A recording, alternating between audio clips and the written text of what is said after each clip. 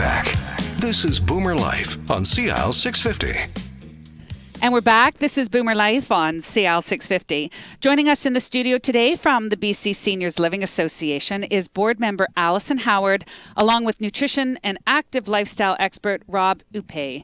Our conversation today is based on the benefits of moving to an independent living community. And what we're learning so far in the first segment of the show is that there are many, many benefits. So let's talk about how important it is to be having a family discussion about the prospect of making the change to an independent living community, an active seniors community.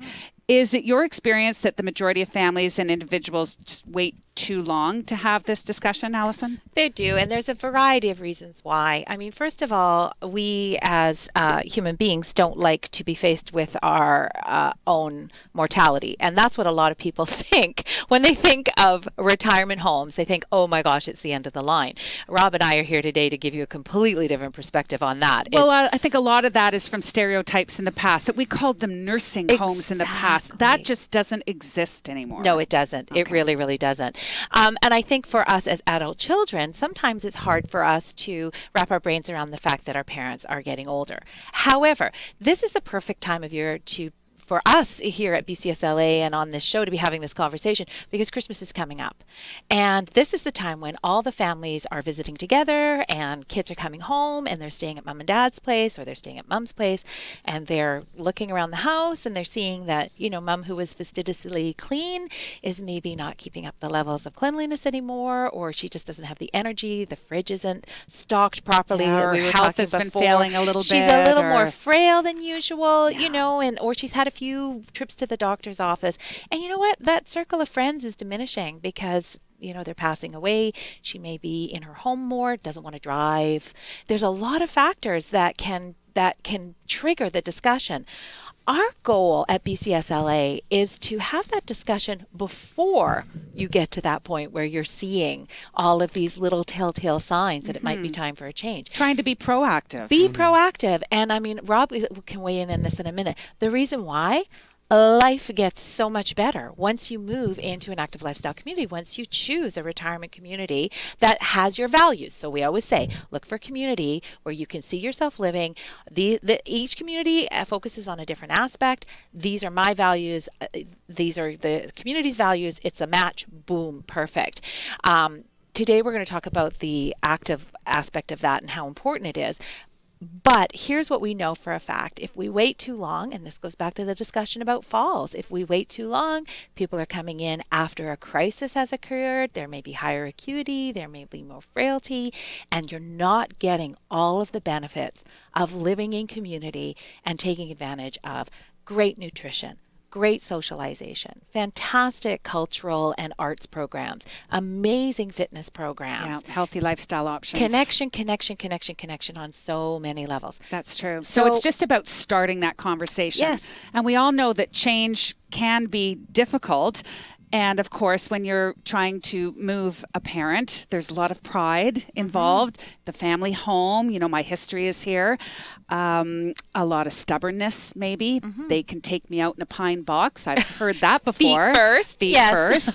But I think something that we want to establish here is that change can actually be good when you move into a healthy, active retirement community. Absolutely. And I think to echo what Alison saying, you know, we look at some examples that we have is residents, we've seen it, residents move in and they start doing a lot more than they would have if they were on their own. There's no doubt about it. I'll give you an example of a few people that I can talk about. And just to back up 1 minute is that I think there's this idea that people don't want to go in because they're going to lose their independence. They say, I'm going to lose it. And they haven't really defined what that means. Yeah.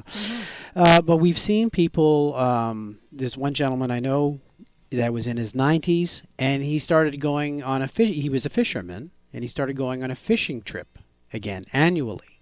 This is something that he wasn't doing when he was living on his own because it was just too much of a problem to figure it out, how to go about doing that, to leave his place and to get his gear and to go. And now he's off. So he's almost more independent. He's more now. independent, and I think people think that it's a funny. You may have seen this, Alison. They think they're going to come in and that they're locked in the walls. Yeah. They're not. Can I leave? And forced into activity. So they're independent to come and go as they please. What's happened is that we're providing the vehicle for people to be able to do more, to explore more, to do things perhaps they've done in the past that they stopped doing, and thrive. That's really the key. So when you're living, sorry, Alison, but when you're living in your own home and you're by yourself, how independent are you really? Well, that's the test. That's the means test. And I think people have to get really honest with themselves about really how independent am I? The kids are coming to cut the grass. Exactly. How much is it costing me to pay so-and-so to come and clean my house every week? And you know what? I can't drive anymore. So who's going to do the shopping? So how am I going to get my shopping done? Yeah. How am I going to get my meds filled? There's so many things that we just, in our culture, we like our single family home. That's where I live. And I'm independent because I live in my home, except I can't get up and down the stairs anymore to do my laundry. So I personal family story, am throwing the laundry down the stairs because I can't carry it, and then trying to get down the stairs, and then picking the laundry up to. I'm like, is that really independence? Yeah, I had a relative that was washing. That's their a fall waiting risk. to happen, right? Which wouldn't be reported. Yeah, that's true. Yeah, but I had a relative that was washing their own clothes in the sink upstairs because they couldn't get downstairs to the laundry machine. Exactly. So Great example. Let's switch that up and say, what if every week somebody came in, did your towels, did your sheets. If you didn't feel like doing your personal laundry, maybe for free, maybe for a small fee, they'll do your knickers for you. What if somebody was doing that, mopping your floors, dusting for you? And then what would you be doing? Oh, maybe you'd be at Tai Chi. Maybe you'd be at chair fitness. Maybe you'd be out on the bus going, I don't know, sightseeing to around Harrison Stanley Hot Park. Springs, Yeah. or exactly, or whatever. I mean, we have so many stories of people who it's like, if I had a nickel, and I'm going to say a nickel, for every time a member community had a story about somebody saying, oh, if I wish I'd moved in sooner, I could retire in downtown Vancouver. Wow. In a 800 square foot condo. Wow.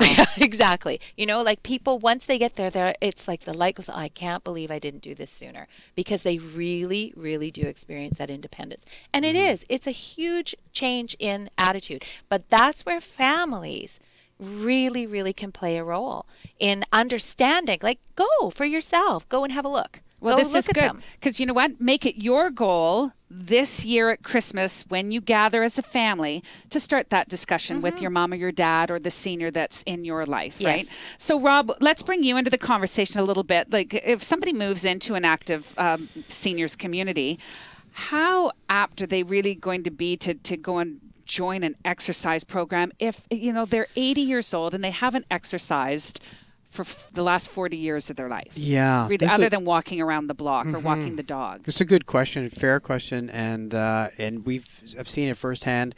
A number of years ago, at one particular community, at a company I was with, they had a predominantly Italian population in their community, and the son said to me, says, "There's no way you'll get my mom to exercise. No way." Like, to her, even just riding a bicycle as a girl was too much. It's not her. Yeah. It's not her. And lo and behold, to cut to the end of the story, she ended up buying a full-on velvet tracksuit and was in the gym 3 days a week. But what happened? It wasn't velvet. It was velour. Velour. Yeah, Velour tracksuit. But what happened from that point to where she ended up working 3 days a week is that it was a soft introduction to see what was happening. But what was happening in what retirement communities will do as well is they'll have their peers actually help with orientations. So they see someone else doing it who's the same age and talking about it, and they say, well, it drives their competitive spirit. It drives a competitive spirit, but it's that introduction, because there's a lot of barriers to entry to exercise. I mean, even with younger adults, there's always something that makes people feel anxious, and this is why I think women's only clubs have done well, because people have different reasons why they might feel anxious. It's even more so for an older adult. So I think we do a very good job at introducing people into the program, how to get involved, and they do get involved. They do. We haven't had many people kick back to say, I don't want to do it. No, it's more often the kids who are touring with us who say, oh, you'll never get mom or dad to do that. And I know, Rob, you probably have a lot of great stories. I do too. I can think of two, like recently, one of our member communities opened recently, and a woman, Evelyn, moved in July. And she was riding a scooter at that time, and she was living in her own home, big house in the mountains, great social network, but was using a scooter to get around a town and to get around sometimes in her home. She moved in July. She is now, what are we now? The 1st of November, beginning of November, she's lost 30 pounds by moving into an active lifestyle community. She's lost 30 pounds, and she is walking. She still uses her walker, but she looks amazing. She's parked the scooter, and she's getting around with her walker, and she's more upright. And I just, I was in this community last week, and I looked at her and said, Evelyn, my gosh, you look amazing. She said, it's the exercise classes. It is. But I think it's more than just the exercise class. It's the exercise. Well, it's the exercise classes. It's the positive reinforcement they're getting from others. It's the fact that they're doing it together. There's support from all ends. And the good nutrition. The science behind exercise in older adults is huge. It's well documented. So it's not like for us, we're used to it and you see it, but for these folks and their families, it's a miracle. It's miraculous to think about someone who's using a walker or a scooter and then they're not using it anymore. We've seen this over and over again, but that's a huge benefit. This is a big difference and big change in their life. You're listening to Boomer Life on CL 650, and joining us in the studio from the BC Seniors Living Association is board member Alison Howard, along with our nutrition and active lifestyle expert Rob Huppee. If you have any questions about today's show or questions about the BC Seniors Living Association and how they might be able to help you, you can call them or you can get some more information on their website at bcsla.ca. We'll be right back. Celebrating the baby boomer lifestyle. This is Boomer Life on CL 650.